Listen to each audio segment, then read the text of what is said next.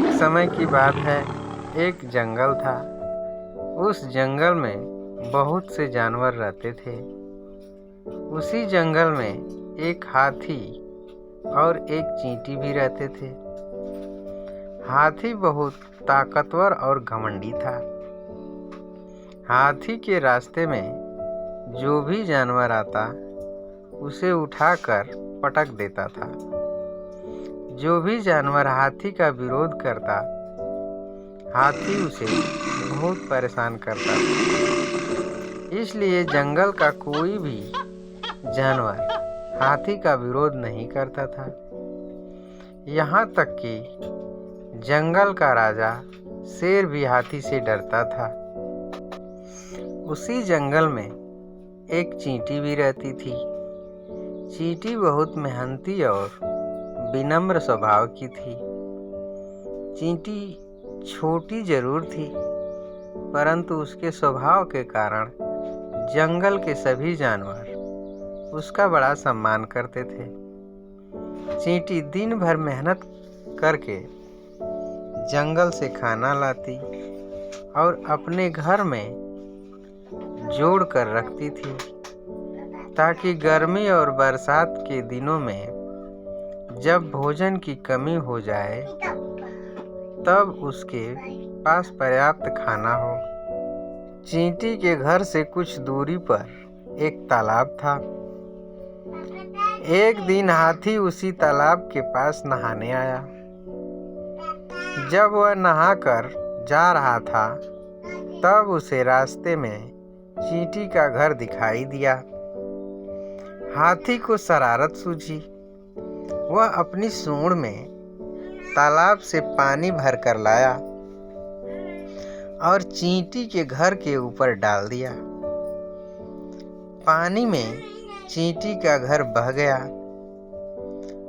और उसके द्वारा जमा किया गया सारा खाना भी खराब हो गया। यह देखकर चींटी को बहुत गुस्सा आया।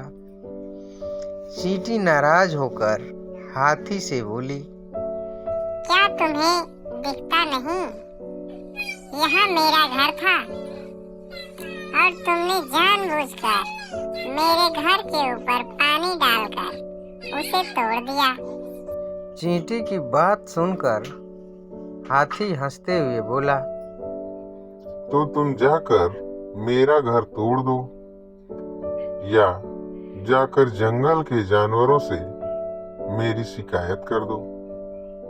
इतना कहकर हाथी हंसते हुए चला गया। हाथी की इस हरकत से चींटी बहुत दुखी हुई और उसे बहुत गुस्सा आ रहा था। चींटी किसी भी तरह से हाथी से बदला लेना चाहती थी, परंतु उसे समझ नहीं आ रहा था कि हाथी से बदला कैसे लिया जाए। चींटी ने फिर से बड़ी मेहनत करके अपना घर बना लिया।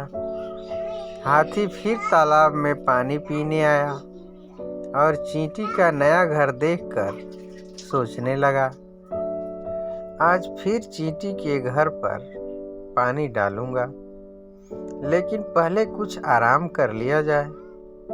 इतना सोचकर हाथी एक पेड़ के नीचे सो गया।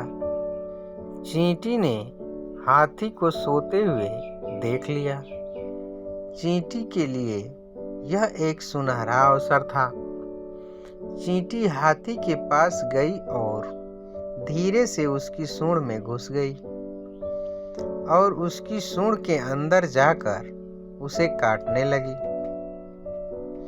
चींटी के काटने से हाथी की नींद खुल गई।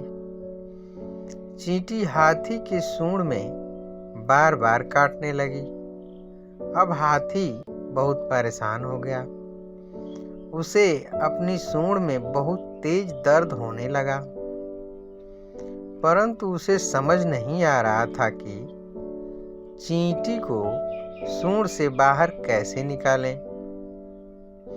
हाथी अपनी सूंड से तेजी से हवा अंदर बाहर करने लगा, परंतु चींटी ने हाथी की सूंड में जोर से डंक गड़ा दिया। और सूंड के अंदर चिपकी रही। हाथी अपनी सूंड से चींटी को निकलने का जितना भी प्रयास करता, चींटी हाथी को उतनी जोर से काटती थी। हाथी दर्द से कराहने लगा। हाथी के चिल्लाने की आवाज सुनकर जंगल के सारे जानवर आ गए और सभी मन ही मन बहुत खुश हो रहे थे। हाथी समझ गया कि उसके कान के अंदर चींटी घुस गई है और अपना बदला ले रही है। हाथी को अपनी गलती का एहसास हुआ और चींटी से बोला, बहन चींटी, मुझसे बहुत गलती हो गई थी। जो ताकत के नशे में मैंने तुम्हें परेशान किया, मुझे माफ कर दो। अब दोबारा इस प्रकार किसी भी जीव को परेशान नहीं करूंगा। हाथी के इस प्रकार बार बार माफी मांगने पर चींटी ने उसे माफ कर दिया और उसके कान से बाहर निकलकर बोली, हाथी भाई, कभी किसी को छोटा समझकर उसका अपमान नहीं करना चाहिए। सभी में कुछ ना कुछ खूबियां होती हैं। हाथी को अपनी गलती का एहसास हो गया था। उसने चींटी से माफ़ी तो मांगी थी, साथ ही जंगल के सारे जानवरों से भी माफ़ी मांगी।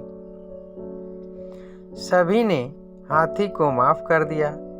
फिर जंगल के सारे जानवर हंसी खुशी रहने लगे। हाथी और चींटी की कहानी से हमें यह शिक्षा मिलती है कि किसी को भी कमज़ोर या छोटा नहीं समझना चाहिए।